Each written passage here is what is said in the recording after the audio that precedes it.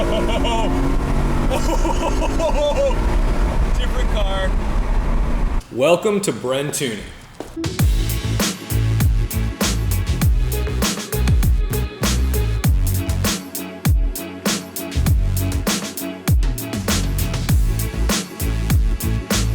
Today, Bren is going to be doing the full drivetrain package on my E92 M3. That includes DCT tune to the Euro spec, MDM mode, so now the car can actually get a little drifty with traction control engaged, nice safety factor, and he also went ahead and tuned the engine. It's really hard to make power out of these NA motors. However, with a little bit of finesse and intelligence, you can safely make some power. Today, we're gonna put this on the dyno and see what she does. And also, now the ABS steps in way later. No speed limiter.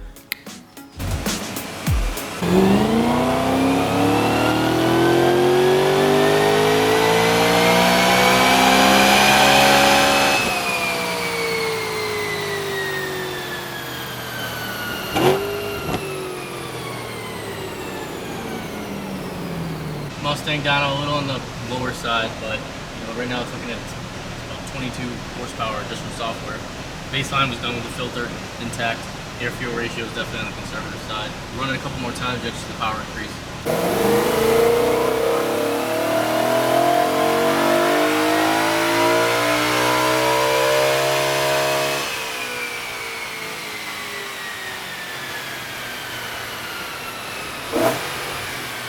After a whole bunch of baseline testing, the car made 328 wheel horsepower on a pretty heartbreaking Mustang dyno. All said and done, we're making 357. I know that's not a huge gain, but this is not supercharged. There are no mods. This only has a drop-in air filter, no exhaust, stock.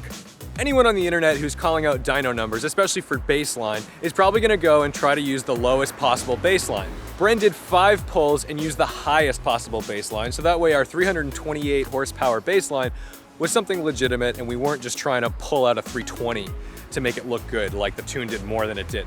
So, in the same regard, although 357 was our highest run, we're gonna scrap that number and we're gonna use 354. So, from now on, we're gonna say this car with this tune on this exhaust with this air filter is 354 wheel horsepower. We still did pick up 20 wheel pound-feet of torque. But in honor of that 357, Eddie and I have decided to name the car Magnum.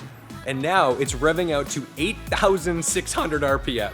Previously, Bren had a supercharged E92 M3, which he pretty much maxed out. I'm definitely not prepared to sink that kind of cash into a supercharger, so right now I'm just trying to get the most out of my NA motor. There are other tuning shops out there that will work on your E92 M3 and tune your S65, but most of them are just doing completely stale tunes where they're just plug and play. It's not tuned specifically to the car. Bren definitely takes the time to make sure that he's getting the most out of your car safely. And if you want it to be a little crazier, he'll do that for you. I'm most excited about the DCT tune. So let's go take it for a ride.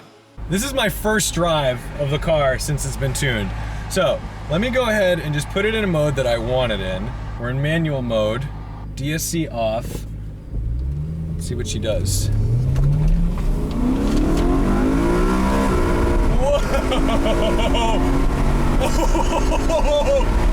Different car. Oh my God. She didn't used to break loose in second. This is really good. Bren, you're really smart.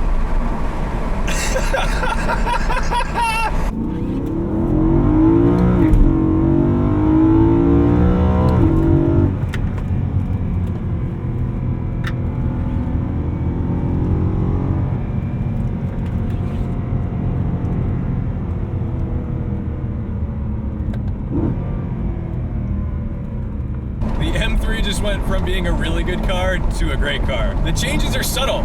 They're not crazy. I don't have 600 horsepower now, but it opened up the car in a way that makes it feel so much more communicative and responsive.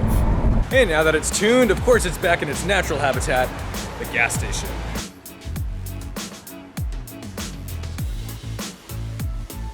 That's actually not a totally fair statement because I think I'm actually getting better fuel economy than I was before the tune. So I gotta measure that and see what's happening. If you have more specific questions about what can be done to your E92 M3, leave a comment below. I have a lot more coming with this car, some modifications, but mostly drive videos, because now I'm very excited to drive this car. Thank you so much for watching and subscribing, and don't forget to respect the drive.